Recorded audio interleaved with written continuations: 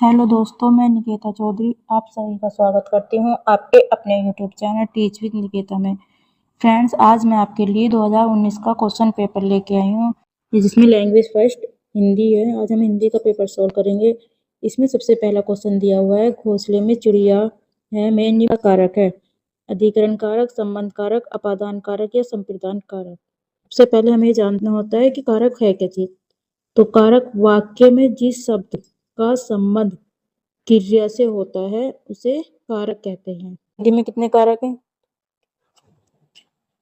8 कारक है हिंदी में। कौन कौन से? कर्ता, कर्म, करण, संप्रदान, अपादान, संबंध, अधिकरण और संबोधन। में हमसे पूछा कि घोंसले में चिड़िया है, तो इसका राइट आंसर क्या है? इसका राइट आंसर है पहला, अधिकरण। अधिकरण में क्या होता है? में, पर या ऊपर वाले ये शब्द होते हैं। इसमें जैसे में आया है तो ये किसको शो करता है? ये अधिकरण को शो करता है।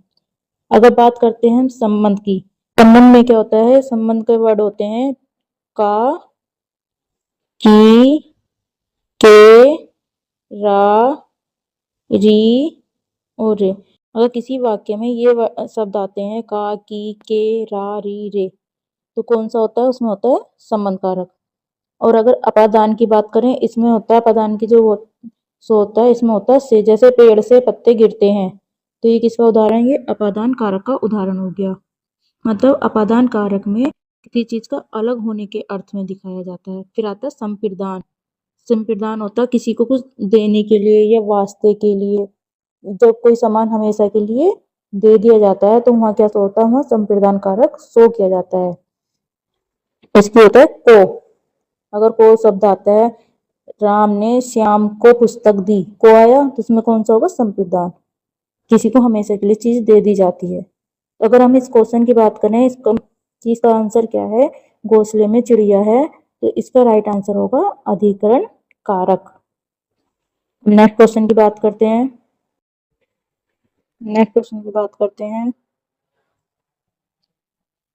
नेक्स्ट क्वेश्चन निम्नलिखित गणराज्य पढ़कर प्रश्न संख्या 32 एवं 33 के उत्तर दीजिए। तो इसमें एक पैराग्राफ दिया हुआ है। पैराग्राफ क्या है? गांधीवाद में राजनीतिक और आध्यात्मिक तत्वों को समन्वय मिलता है, यही इस वाद की विशेषता है। आज संसार में जितने भी वाद प्रचलित हैं वे प्राय राजनीतिक क्षेत्र में सीमित हो चुके हैं। आत्मा से उनका संबंध विच्छेद होकर केवल बाह्य संसार तक उनका प्रसार रह गया है। मन की निर्मलता और ईश्वर निष्ठा से आत्मा को शुद्ध करना गांधीवाद की प्रथम आवश्यकता है। ऐसा करने से निस्वार्थ बुद्धि का विकास होता है और मनुष्य सच्चे अर्थों में जन सेवा के लिए तत्पर हो जाता है। गांधीवाद में सांप्रदायिकता के लिए कोई स्थान नहीं है। इसी समस्या को हल करने के लिए गांधी जी ने अपने जीवन का बलिदान कर दिया था। और अब इसके क्वेश्चन देखते हैं हम क्या क्या क्वेश्चन है। अगर क्वेश्चन नंबर 32 की बात करें तो इसमें है, उपयुक्त गणनांश के आधार पर बताइए कि संसार के सारे वाद सीमित है। कहाँ तक सीमित है? धर्म तक, सांप्रदायिक तक या राजनीतिक क्षेत्र तक या आत्मा तक। तो इसका राइट आंसर है राजनीतिक क्षेत्र तक। अब नेक्स्ट क्वेश्चन की बात करते हैं। उपयुक्त गणनांश में गांधीवाद का आधार किसे बताया गया है? किसे बताया गया? राजनीतिक, अध्यात्मिक और सांप्रदायिकता को, जनसेवा और अध्यात्मकता को, या राजनीतिक और आध्यात्मिक तत्व को, या ईश्वर निष्ठा और मन की निर्मलता को। तो किसको बताया गया? राजनीतिक और आध्यात्मिक तत्व को इस गणनांश में गांधीवाद का आधार बताया गया है। नेक्स्ट क्वेश्चन है, कनुप्रिया के रचनाकार कौन है? ऑप्शन है नागार्जुन, रांगी राघव, धर्मवीर भारती या भगवती चरण वर्मा। तो इसका राइट आंसर है धर्मवीर भारती कनुप्रिया के रचनाकार हैं। और जो कनुप्रिया है यह क्या है? यह एक कृष्ण काव्य है। कृष्ण काव्य है ये। और अगर इनकी अलग रचनाओं की बात करें तो इनकी जो सबसे फेमस है वो है यादें यूरोप की। यादें यूरोप की, ये भी इम्पोर्टेंट रचना है। ये किसकी है? धर्मवीर भारती की ये रचना है। अब नेक्स्ट क्वेश्चन की बात करते हैं। प्लुप्त स्वर कौन सा है? ओम, ओम, अम, ओम। तो इसका राइट आंसर है ओम। इसमें जो ये ओ आया ना, ओ, ये क्या होते हैं? ये प्लुप्त स्वर होते हैं। जैसे थ्री, जिसमें थ्री वर्ड आता है, ये ओम कोई वर्ड नहीं है, ओम इसका राइट आंसर है। अब नेक्स्ट क्वेश्चन की बात करते हैं। राम आम खाता है में वाच्य का कौन सा रूप है? कृतवाच्य, भाववाच्य, कर्मवाच्य या उभयवाच्य? तो इसका राइट आंसर है कृतवाच्य। राम आम खाता है, कौन आम खाता है? राम। तो राम क्या है? कर्ता। तो इसका राइट आंसर हो गया कृतवाच्य। हम नेक्स्ट क्वेश्चन बात करते हैं। रहीमन पानी राखिए बिन पानी सब सून, पानी गए न उबरे मोती मानुष चून। इसमें कौन सा अलंकार है? श्लेष, रूपक, उपमा या उत्प्रेक्षा? इसका राइट आंसर है श्लेष। श्लेष में क्या होता है? श्लेष अलंकार में जहां एक ही शब्द के अनेक अर्थ निकलते हैं, मतलब शब्द एक होता है और उसके अर्थ अलग होते हैं। जैसे इसमें पानी है, पानी के इसमें क्या क्या अर्थ हैं? क्रांति, आत्मसम्मान, जल, मोती, मनुष्य, आटे। इसमें शब्द आया है पानी, लेकिन इसके हर जगह अर्थ जो है वो अलग अलग हैं। तो इसका राइट आंसर हो गया श्लेष। हम नेक्स्ट क्वेश्चन की बात करते हैं। निम्नलिखित में कौन सा शब्द शुद्ध है? अंक, चांद, अंगना या आंख? तो इसका राइट आंसर है अंगना। अंक, अंक ऐसा लिखा जाता है, तो ये आपका गलत है। चांद की बात करें तो चांद पे चंद्र बिंदु लगता है, आंख की बात करें उसपे भी चंद्र बिंदु लगता है, तो इसका राइट आंसर है अंगना। हम नेक्स्ट क्वेश्चन की बात करते हैं। निम्न में से किस शब्द की वर्तनी सही है? सन्निधि, समनिधि, सन्निधि या इसी। तो इसका राइट ऑप्शन होगा 39 का ये फर्स्ट। नेक्स्ट क्वेश्चन की बात करते हैं। उपचारात्मक शिक्षण की सफलता निर्भर करती है उपचारात्मक शिक्षण की सामग्री पर, समय व अवधि पर, भाषिक नियमों के ज्ञान पर, समस्याओं के कारणों की सही पहचान पर। तो उपचारात्मक शिक्षण की सफलता किस चीज पर निर्भर करती है? वो निर्भर करती है समस्याओं के कारणों की सही पहचान पर। जो उपचारात्मक शिक्षण होता है, वो जो शब्द है ये उपचारात्मक शब्द, ये आपके चिकित्सा शास्त्र से लिया गया है। और ये जो आपके नैदानिक परीक्षण होता है, नैदानिक शिक्षण जो होता है उसके बाद ये आता है। निदान में क्या क्या आता है? जो हमारे बच्चों को सीखने में, अधिगम में जो दोष होते हैं, उनकी त्रुटियां होती हैं, जो कठिनाइयां होती हैं, उनकी जानकारी हम कलेक्ट करते हैं और उसके बाद फिर उपचारात्मक शिक्षण में कारणों की पहचान करके उनका निवारण किया जाता है। आगे दिए गए पन्नास को पढ़कर निम्नलिखित प्रश्न संख्या 41 एवं 42 के सही विकल्प छाटिए। वर्दंत की पंक्ति कुंदकली अधाराधर पल्लव लोचन की, चपला चमके घन बीच जगे छवि मोतिन माल अमोलन की, घुंघरारी लटे लटके मुख ऊपर कुंडल लाल कपोलन की, निछावर प्राण करे तुलसी बली जौन लल्लाइन बोलन की। अब इसके क्वेश्चन देखते हैं। इसका पहला क्वेश्चन है कि इस पद में कौन सा रस है? शांत रस, वात्सल्य रस, करुण रस या श्रृंगार रस? तो इस पद में कौन सा रस है? इस पद में रस है वात्सल्य रस और इसका स्थायी भाव है वत्सलता। वत्सलता।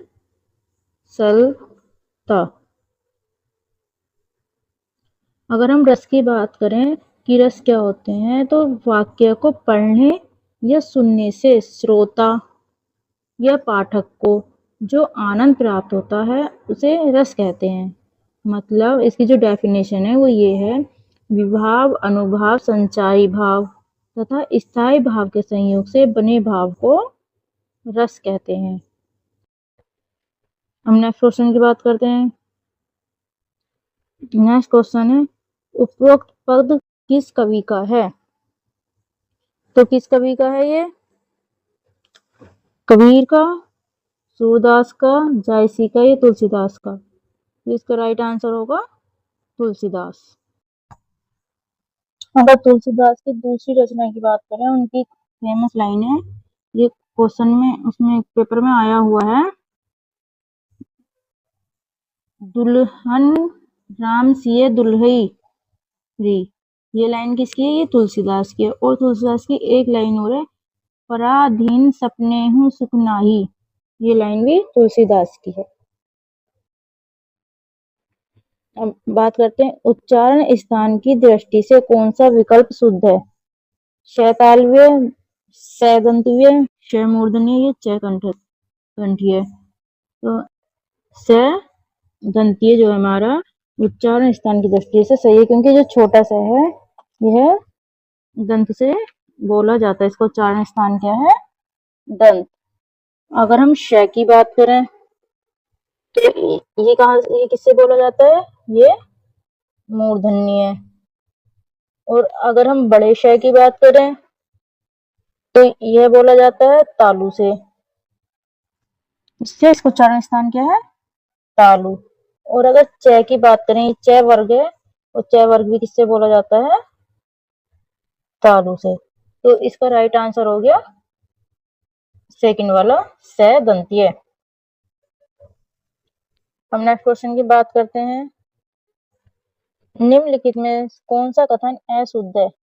विसर्ग कंठीय वर्ण है, हिंदी में ग का उच्चारण परंपरा से भिन्न हो गया है, दो महाप्राण व्यंजनों का उच्चारण एक स्थान हो सकता है, एक साथ हो सकता है, 6 संयुक्त व्यंजन। इसमें पूछा है कि कौन सा अशुद्ध है, मतलब कौन सा गलत है। तो इसका राइट आंसर होगा दो महाप्राण व्यंजन का उच्चारण एक साथ नहीं हो सकता। तो इसका राइट ऑप्शन हो गया नंबर 3। नेक्स्ट क्वेश्चन बात करते हैं, मेरे लड़के ने मेरी आज्ञा का पालन नहीं किया। वाक्य में लड़के के विषय में कौन सा विकल्प अशुद्ध है? एक वचन, कर्ता, पुल्लिंग या बहुवचन? तो इसमें कौन सा अशुद्ध है? इसमें लड़के, यह बहुवचन की दृष्टि से अशुद्ध है, क्योंकि लड़का जो होता है उसका बहुवचन जो होता है लड़कों होता है, लड़के नहीं होता। तो इसका राइट आंसर है 4। नेक्स्ट क्वेश्चन की बात करते हैं, निम्नलिखित में कौन सा शब्द तद्भव है? नाद, खेत, त्रिकुटी या फिरगू? इसका राइट आंसर है आपका खेत जो है ये तद्भव है। निम्नलिखित में से कौन सा शब्द देशज है? इसके ऑप्शन दिए हुए हैं, पतलून, लाश, धराम या औरत। तो जो आपका देशज शब्द पूछा है वो आपका है धराम। नेक्स्ट क्वेश्चन, छछूंदर के सिर पर चमेली के तेल का अर्थ है योग्य व्यक्ति को अच्छी चीज देना, या मिथ्या आडंबर, अयोग्य व्यक्ति को अच्छी चीज देना, या अधिक पाने की लालच करना। तो इसका राइट आंसर क्या होगा? इसका राइट आंसर होगा अयोग्य व्यक्ति को अच्छी चीज देना, मतलब छछूंदर के सिर पर चमेली का तेल लगाना। अगला क्वेश्चन है, ऋग्वेद का संधि विच्छेद क्या है? ऋग प्लस वेद, ऋक प्लस वेद, री प्लस वेद, री प्लस गवेद। तो इसका राइट आंसर होगा ऋक प्लस वेद। नेक्स्ट क्वेश्चन, आप बीती शब्द में समास है तत्पुरुष समास, द्वंद्व समास, कर्मधारय समास या द्विगु समास? अगर हम समास की बात करें तो समास का जो शाब्दिक अर्थ होता है, समास का क्या अर्थ होता है? संक्षिप्त। एक इसका सबसे इंपोर्टेंट क्वेश्चन होता है समास से कि समास का विलोम शब्द क्या होता है। तो समास का विलोम क्या होता है? इसका होता है व्यय। ये बहुत इंपोर्टेंट क्वेश्चन है, ये कई बार आ चुका है। समास का विलोम, समास का क्या अर्थ होता है? समास का अर्थ होता है जब दो या दो से अधिक परस्पर संबंध रखने वाले शब्दों के मेल से कोई नया सार्थक शब्द बनता है। तो जो नया विकार रहित मेल जो बनता है वो शब्द, उसको हम समास कहते हैं। और समास जो होते हैं वो 6 टाइप के होते हैं। कितने रूप के होते हैं? 6 के होते हैं। और इसमें बहुत सारा मतलब कंफ्यूजन भी रहता है कि ऑप्शन में 6 और 4 है। अगर ऑप्शन में 6 नहीं होने का तो उसका जगह हम क्या आंसर लगाएंगे? 4। आयोग ने 6 और 4 दोनों माना है। और 6 कौन कौन से हैं? अव्ययी भाव, तत्पुरुष, बहुव्रीहि समास, कर्मधारय समास, द्विगु समास और द्वंद्व समास। तो पहले बात करते हैं हम ये तत्पुरुष समास की। तो तत्पुरुष समास में क्या होता है? तत्पुरुष समास में जो दूसरा पद होता है वो प्रधान होता है, मेन होता है। जैसे अगर हम एग्जाम्पल ले पॉकेट मार, तो पॉकेट को मारने वाला, इसमें दूसरा जो होगा वो छोटा होगा और पहला शब्द जो होगा वो बड़ा होता है। अगर इसकी पहचान की बात करें तो तत्पुरुष को जो पहचानने की ट्रिक है वो है कि सिर्फ बीच के जो शब्द है वो हटा जाता है। जैसे एग्जाम्पल लो यश प्राप्त, तो अगर हम यश अलग लिखें और प्राप्त अलग लिखें तो इसको मिलेगा यश को प्राप्त। तो इस तरह इसमें समास को पहचाना जाता है। इसको पूरे चैप्टर की वीडियो में बहुत जल्द दिखाऊंगी, उसमें आपको पूरा डिटेल में मैं पढ़ाऊंगी।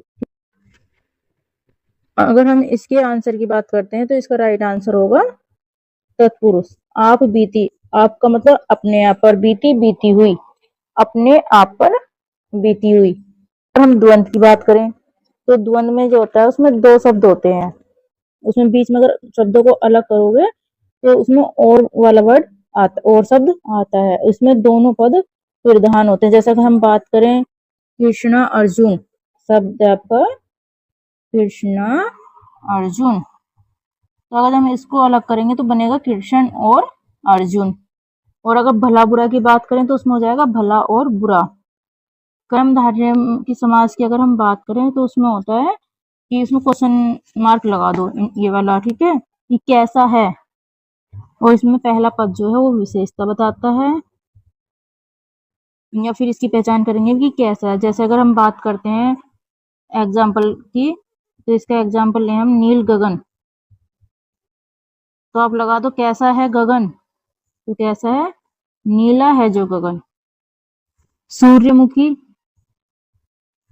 दूसरा ऑप्शन ले सूर्यमुखी, दूसरा उदाहरण है सूर्यमुखी, कैसा? सूर्य के समान मुख। तो अगर द्विगु की बात करते हैं तो द्विगु समास में जो होती है उसमें एक संख्या होती है, जैसे चौमासा हो गया, ये संख्या वाले शब्द होते हैं। अगर कोई संख्या है और दो अंकों में टूट गई, जैसे आपका उदाहरण लो 49, तो ये कैसे बनेगी? 40 प्लस 49 से, ठीक है। तो ये इसमें तो हो जाएगा आपका द्वंद्व, जैसे 40 और 9, तो उसमें द्वंद्व। और जो नहीं टूट सकती उसमें आपका द्विगु समास होता है, जैसे चौमासा है, दोराया है, चौराया है, त्रिलोक है, त्रिभुज है, ये सब किसके उदाहरण है? ये द्विगु समास के उदाहरण है। नेक्स्ट क्वेश्चन की बात करते हैं। प्रयोजन का समानार्थी शब्द नहीं है। उद्देश्य, हेतु, लक्ष्य, नियोजन। तो प्रयोजन का समानार्थी शब्द नहीं है, कौन सा नहीं है? नियोजन। अब नेक्स्ट क्वेश्चन की बात करते हैं। जीजू का विलोम शब्द है सीधा, त्रिकोण, सरल या वक्र। जीजू, तो जीजू का विलोम शब्द होता है ये वक्र होता है। ये क्वेश्चन बहुत इंपोर्टेंट है, ये आपके सुपर टैट में भी आ चुका है, और ये सी टैट में, यूपी टैट में, जितने भी टीचिंग के एग्जाम है सब में एक न एक बार आ चुका है, तो ये क्वेश्चन बहुत ज्यादा इंपोर्टेंट है।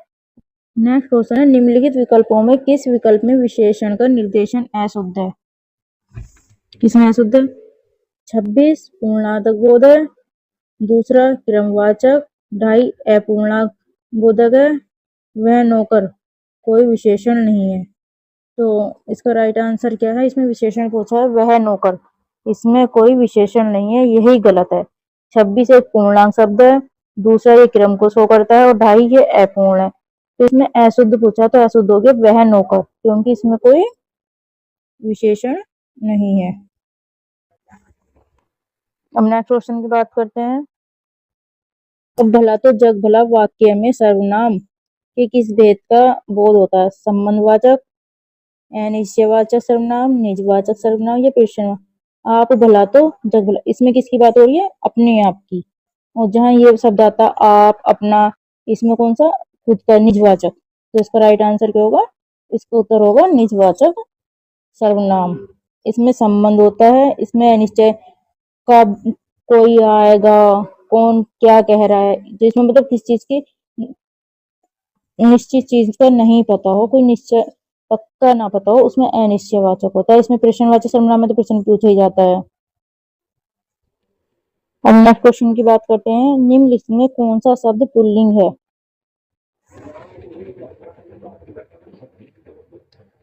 संतान, कई, चील, सरसों। इसमें कौन सा शब्द पुल्लिंग है? तो इसमें है संतान। इसका ऑप्शन हो गया आपका संतान। नेक्स्ट क्वेश्चन की बात करते हैं। प्रकाशन वर्ष की दृष्टि से डॉक्टर हरिवंश राय बच्चन की रचनाओं का सही अनुक्रम है। इसमें हमें उनका सही अनुक्रम बताना है। मधुबाला, मधुशाला, निशा निमंत्रण या मधुकलश, ये सही है। ये पहले मधुशाला, फिर मधुबाला, फिर मधुकलश, फिर निशा निमंत्रण, ये सही है। मधुकलश, मधुबाला, मधुशाला, निशा निमंत्रण, या निशा निमंत्रण, मधुबाला, मधुकलश या मधुशाला। तो इसका राइट आंसर होगा आपका पहले मधुशाला, फिर मधुबाला, फिर मधुकलश, फिर निशा निमंत्रण। ये सबसे बात मैं की, ये हरिवंश राय बच्चन। अब नेक्स्ट क्वेश्चन की बात करते हैं। सम्मिलित कीजिए। हिंदी साहित्य सम्मेलन, काशी नागरी प्रचारणी सभा या राष्ट्रीय भाषा प्रचार समिति वर्धा। ये हिंदी साहित्य सम्मेलन हुआ था, ये कब हुआ था? ये आपका 1910 में हुआ था। और अगर बात करें काशी नागरी प्रचारणी सभा की, ये आपका 1893 में हुआ था। और राष्ट्रीय भाषा प्रचार समिति वर्धा 1918 में होता। तो इसके अकॉर्डिंग आपका आंसर होता है 57 का पहला। ये जो क्वेश्चन है ये बहुत इंपॉर्टेंट है। और ये जो काशी नागरी प्रचारणी सभा है, ये आपके सुपर टेट में भी आया था 2019 में जो हुआ था। ठीक है, इंपॉर्टेंट क्वेश्चन है, देख लो। नेक्स्ट क्वेश्चन है। तुलसीदास के रचनाकार हैं रामविलास शर्मा, केशवदास, महादेवी वर्मा या सूर्यकांत त्रिपाठी निराला। तो इसका राइट आंसर क्या है? ये जो तुलसीदास की रचना थी, ये किसने लिखी थी रचनाकार? ये थे सूर्यकांत त्रिपाठी निराला। अन्या से अनन्या आत्मकथा किसकी है? उषा प्रिय वंदना, प्रभा खेतान, मनु भंडारी या सुषमा द्विवेदी। तो ये किसकी है? ये आपकी प्रभा खेतान की। अन्य से अनन्या। क्वेश्चन है। प्रभु जी तुम चंदन हम पानी, ये किसका वाक्य है? रैदास, दादू, कबीर, नानक। तो ये जो वाक्य है ये रैदास का है। और रैदास का एक वाक्य और है जो बहुत ज्यादा इंपॉर्टेंट है, वो है जब हम होते हैं तब तू नहीं, अब तू है मैं नहीं। बहुत इंपॉर्टेंट लाइन है, इन दोनों को आप देख लेना। तो फ्रेंड्स, ये आपके 30 क्वेश्चन थे हिंदी के।